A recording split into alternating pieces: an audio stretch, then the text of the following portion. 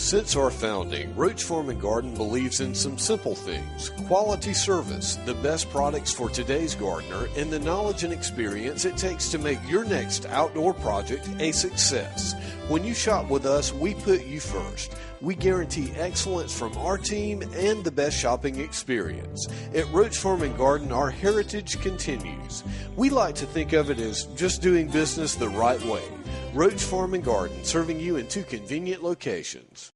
I'm Tyler Henley with Roche Farm and Garden, here with Raymond and Joyce, and it's just about deer season, ain't it, Raymond? It is. It's coming up on that time. It's time to get ready for food plots. We got a lot of stuff behind us here. It looks like y'all set up and all that y'all got here, and it's time for food plots with that. And one of the things we need to look at with food plots is that we do need to look at hunters need to figure out what they want to do. You know, how much they want to put out, you know, for deer, how much labor they want involved. You know, the other thing from there, whether they want to put out summer plots or they want to put out winter plots, those type things like that. Well, Raymond, tell me a little bit about, you know, fertilizing. Okay. Fertilizing food plots. Food plots. Well, first thing you need to do is always, and we always preach this from Extension, is that we do recommend people take a soil sample, just like you would do whether you were growing a field of corn or whether you were growing a vegetable garden or trying to get your lawn to look good. Best thing to do is to soil sample your food plots, and do that just like you normally would with a soil sample. You know, get a clean plastic bucket, get you a shovel or hole diggers, or, you know, if you buy a soil probe, get a soil probe and use it. Probe down to about 6 inches in each location and randomly go around about 8 or 10 locations. Put that all in a bucket, stir it up, and bring it to our office to be tested. And it's $6 for the test, and we can give you an idea. Then we ask you to tell us what you're going to be growing. Are you going to be growing in the summertime? You're going to be trying to grow for deer, or are you going to be growing for dove? Those type things like that, we can help you to figure out that.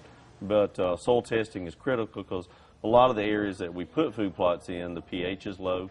A lot of them are cut over fields, you know, where they may have had, well, I shouldn't say cut over fields, cut over timber sites, or it may be in a timber planting where you go in and remove some areas and put in some food plot areas that way for you. And how long do they need to plan for this? Well, they really need to plan ahead because, again, if the pH, let's say if your pH is low, it can take 3 months up to 6 months for that pH to completely change your soil. So again, you need to be aware of that. Also, depending on what you're growing for. If you're growing for, you know, right now we're in August here, so now's a good time to get ready for, you know, you can be putting out some late summer stuff, but you really need to be looking at what you're going to be doing this winter. Because your summer stuff, spring stuff should have been planted way back, you know, earlier in the summer, but right now, looking at winter stuff, looking at rye, oats, any kind of winter grazing for the deer to have, you know, for that as well. They need to be looking at that now in planning and go ahead and get ahead. And there's a lot of different, and I'm sure we're going to talk about the different mixes and things like that that you can get as well. One of the things to consider, you know, again, is, you know, what is your plan for your area? You know, what are you trying to get deer? You know, do you want bigger deer? You know, what you're trying to do, or you're trying to track turkeys. I mean, we talk about deer plots mainly for deer, but it can also be for turkeys. You know, again, most people have already planted their sunflowers for doves and things like that. Dove season will be coming in early September. So with that, we got to figure out, you know, again, for deer, are you going for deer, turkey, what you're trying to do. Most people go for deer, you know, for that. So you've got to figure out also how much land you got. And we generally say 1% up to about 5% of your property should be in your food plots. Some people will plant big food plots. Some people will break it up in sections around. Keep in mind, you know, when you're growing things for like this, it's got to be in full sun. It can't be in shade, so you got to have full sun to have those things like that. But kind of keeping in mind how you want to place it, you know, with that. And, you know, when people come in and ask for food plot stuff, what would be what you would recommend for them around this area? Well, around this area, you know, this time of year, as we move into September, you know, into August, you know, getting everything prepped and everything, a lot of people will plant, you know, forage soybeans late. Again, you're not going to get much growth off of them that way. But right now, most of the things to be concentrating on are your winter stuff, being your ryegrass, being your oats, looking at those things like that. Clovers, also looking at your clovers. Many people will even put an alfalfa, in place as well for that, and it just depends. And we've got a real good publication from Extension on planting guide to grasses and legumes for wildlife plantings, and this will go in and tell you, what we've got it broken down on. What's, like if you're going for deer, we have a listing of what you need to do in the spring, what you need to do in the fall, and what plants to take, what to put out for the animals that way.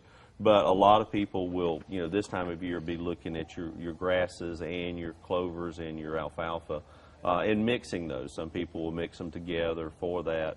And again, those are some options. Now, one of the things that they need to consider, like with the legumes, is make sure the clovers, which are legumes, make sure that they're inoculated. If they haven't put out legumes in that area before, buy them already inoculated, or I'm sure y'all have the inoculant that they can put on the seeds.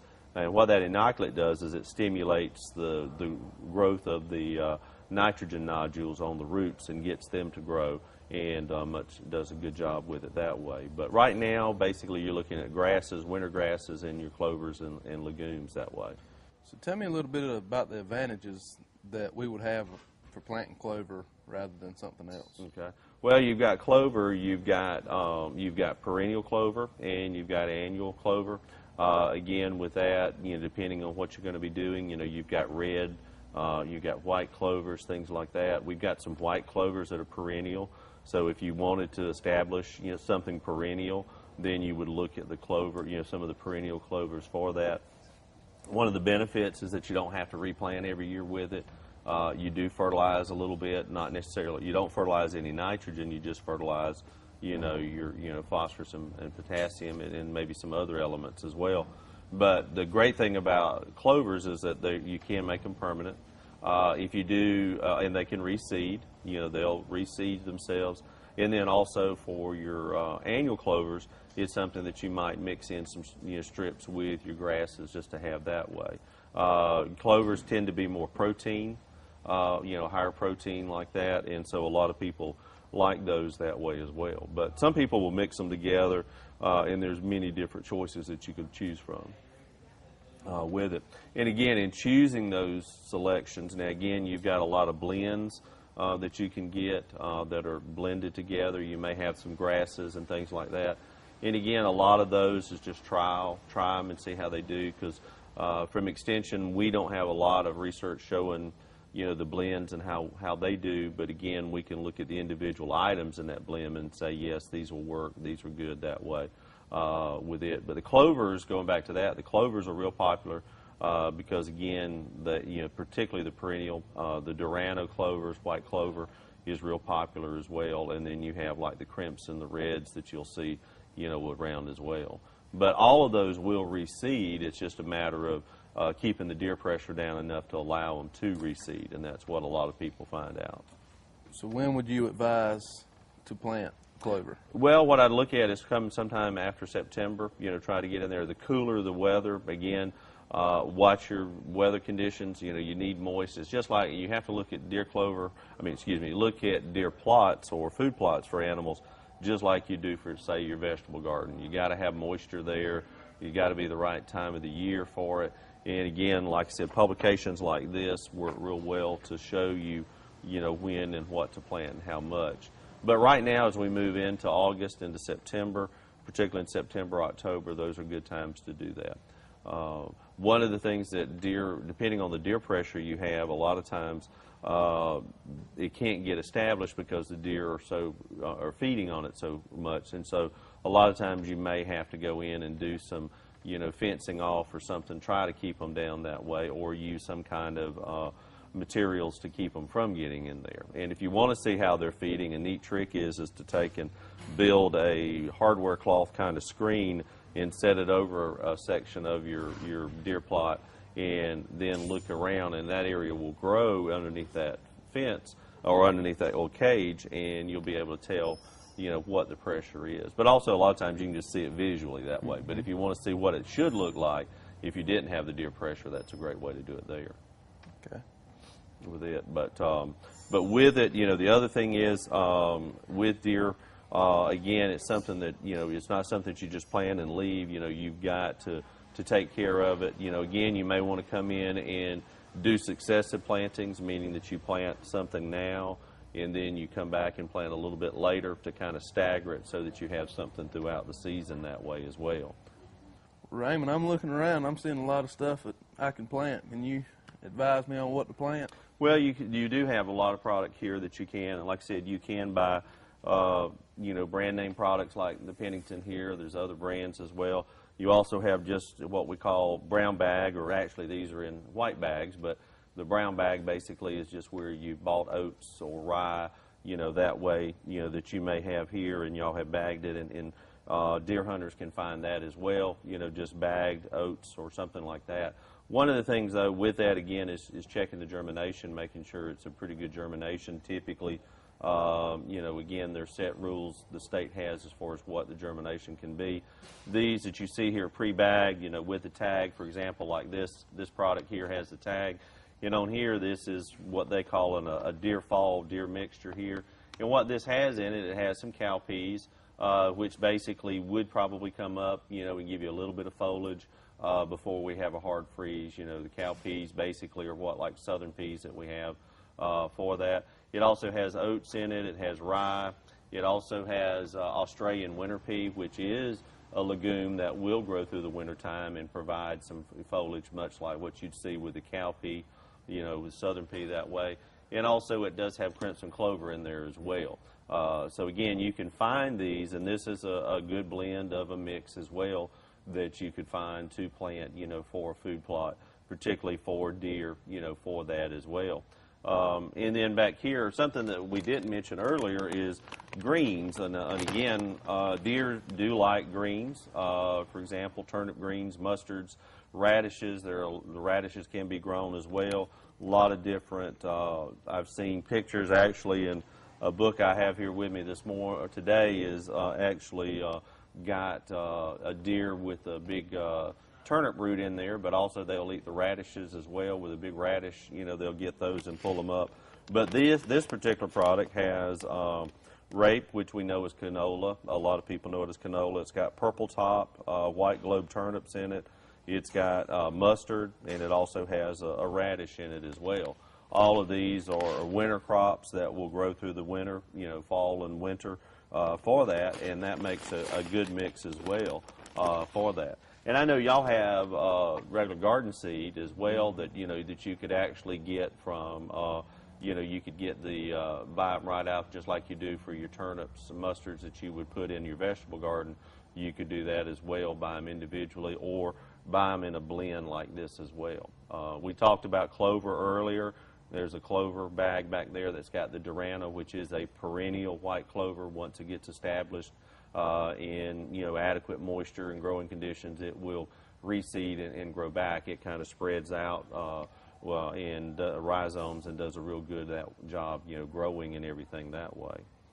Also, I see you've got some mineral blocks back here. A lot of deer hunters will put out mineral blocks just like we do for cattle. We'll put cattle out there, salt blocks, deer blocks. Many people will do that.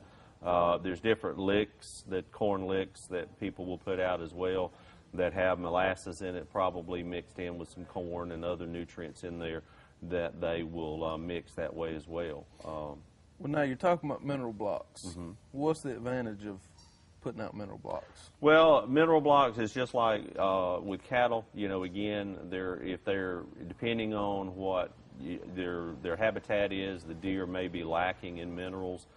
With that, some people will use minerals to help build racks on the male deer that way, on bucks, to try to do that.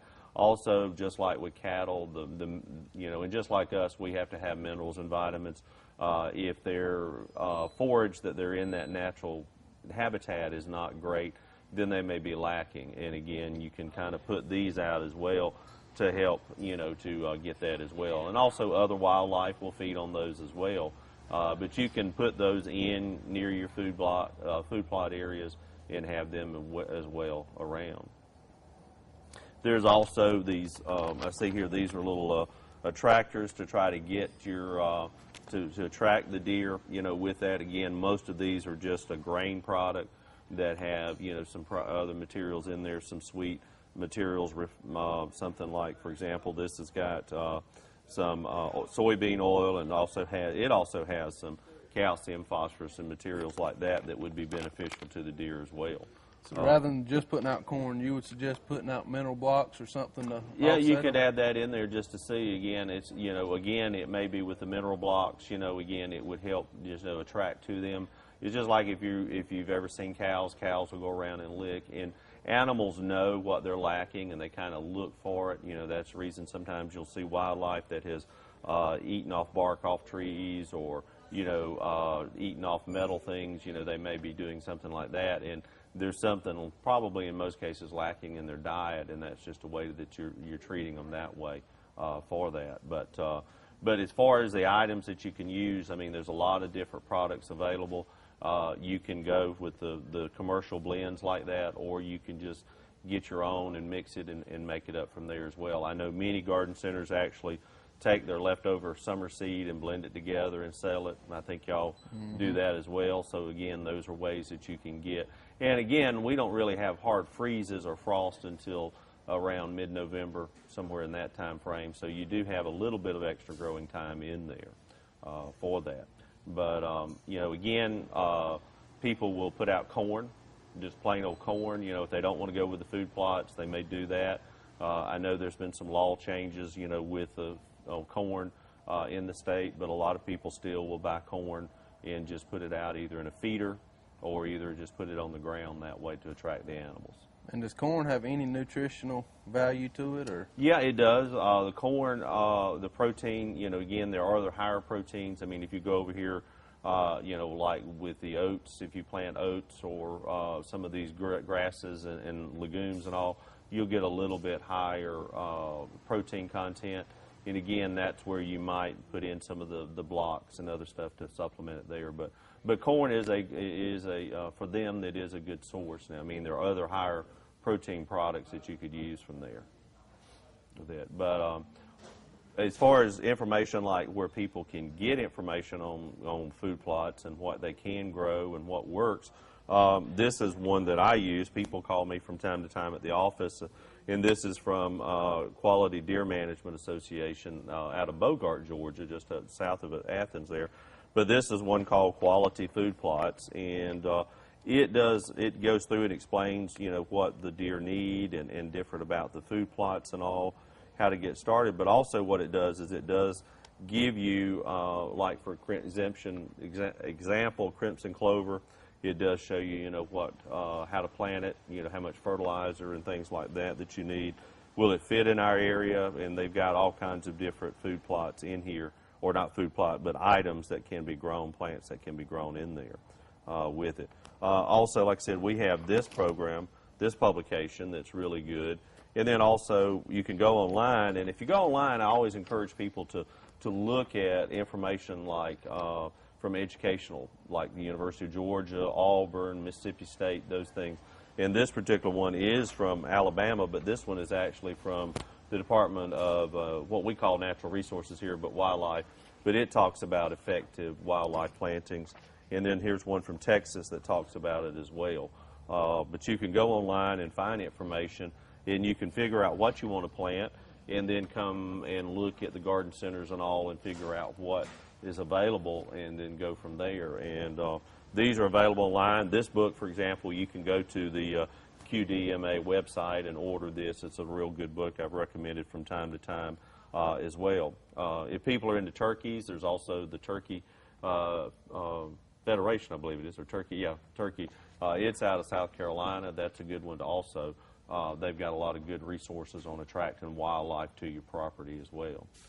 Hunters, we got all these products here at Roche's. We'll be glad to help you. Just swing on by, and we'll make sure we get you set up. And Raymond's leaving all these publications with us. With the exception of this one. With the exception of that one. This is a pay that one. we will have here at the store. So we can use them references that Raymond's referring to. And also, a lot of times, there are a lot of people who just enjoy wildlife. You know, we've been talking about food plots mainly for hunters. You know, people who, you know, again, enjoy venison, you know, enjoy the sport of hunting and all. But again, if you have property and you just enjoy watching the wildlife, you can take the same things that you have behind us. You know, you can create food plots for attracting animals to your property just to enjoy, you know, them as well. So again, you may not be a hunter, but again, you can do these same things to attract wildlife to your property, you know, to enjoy from there as well for that. And again, for that, again, you do the same thing that we talked about from the hunter standpoint. They can do those things like that as well. But from a hunting standpoint, you know, again, to increase the number, you know, again, the nutrition that you provide the deer, you know, you will also see, you know, possibly an increase in the number of animals. You hopefully will see a number of animals increase, but also it will help in breeding season as well, you know, and then you hopefully will get more deer there, as well as if you're doing turkeys. Quail is not something we haven't talked about, but quail, you know, attracting quail to your property as well. And other resources include the Department of Natural Resources, what we commonly call the game warden, but again, they have a whole different section of their program that they can help you as far as, you know, looking at and how to establish and getting that to your property. Thank you, Raymond, for coming. We appreciate you being here. Well, it's good to be with you always, Tyler, and if we can help from anyone, the hunters, landowners, anything like that from the extension side of things, to stop by or either give me a call. Appreciate it. Thank you. And hunters, any of these products that you want to know more about, come down here to Roche's. We'll help you out. Don't forget the special day for hunters, August 23rd. Waylon Hitchcock will be cooking. We'll have some giveaways. We'd love to see you there.